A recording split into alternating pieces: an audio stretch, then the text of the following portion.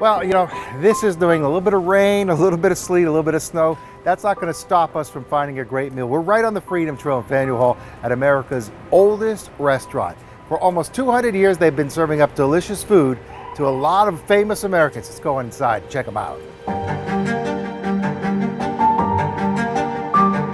Now, the Union Oyster House is a part of history. They first opened their doors as a restaurant in 1826, but the building itself dates back to the early 1700s. It's almost like it's a museum and a restaurant. People come in and they're just blown away. You're in this building, it's been here 60 years before the country. Ships used to be able to pull up within 50 yards of this building, but in 1826, they decided to make it a restaurant. It just keeps humming along. It's quite an amazing place. One of the trademarks of this restaurant, it's one of those rare places that has hosted so many historic influencers of history. Daniel Webster held court at the Oyster Bar, one of the most famous Americans of the early 1800s. He was a constant customer there. And he was famous for coming in and having a plate of oysters with every tumbler of brandy and water he had, and he seldom had less than 6. So wow. He was happy when he left. President Obama was here, President Clinton, President Bush, President Carter. And that's just a list of American presidents. It's played host to tons of A-list celebrities. They have all dined at the Union Oyster House throughout the almost 2 centuries of operation. And one piece of history that greets you when you walk in is the original oyster bar, and that's my next stop. I got to ask you a little bit about the bar that I'm sitting at. It's sloped downwards. So it was originally a standing bar. People would lean with their elbows. So like this? Exactly, and then eat off this top part. Okay. They were also colonial sized. I guess you would have been standing at that time, right? Yeah, exactly. And then so over time, the gravity pulls the bar down. You got a bar that's a couple hundred years old, you're going to expect a little bit of gravity taking some effect.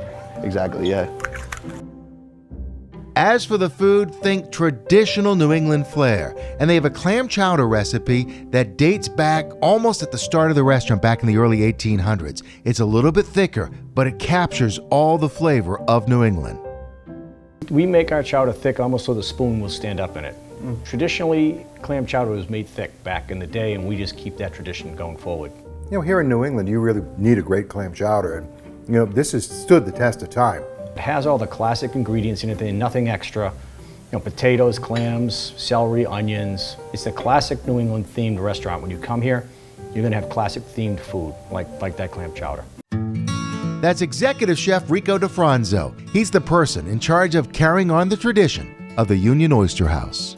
Because I know the Union Oyster House is known for the lobsters, and we have, I don't know, how many pounds is this lobster? We've got a 2-pound lobster there, hard shell from Canada.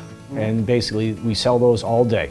This time of year in the wintertime, the shells are a little bit harder, but here, I don't care what time of year it is, I love a great lobster, and just the tail on this alone.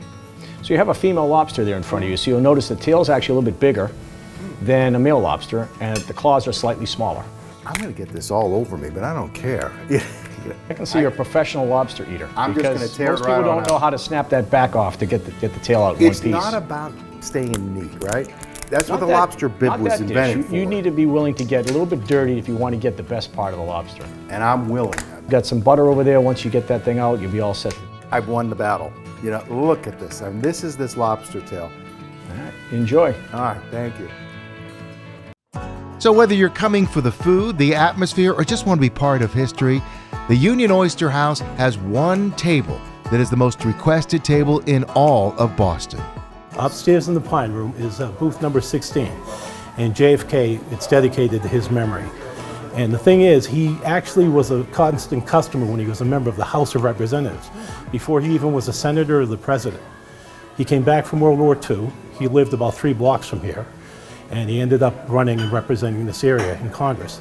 But on Sundays, he would come in here when he was in town, go upstairs, spread his newspapers all over there, and spend the afternoon.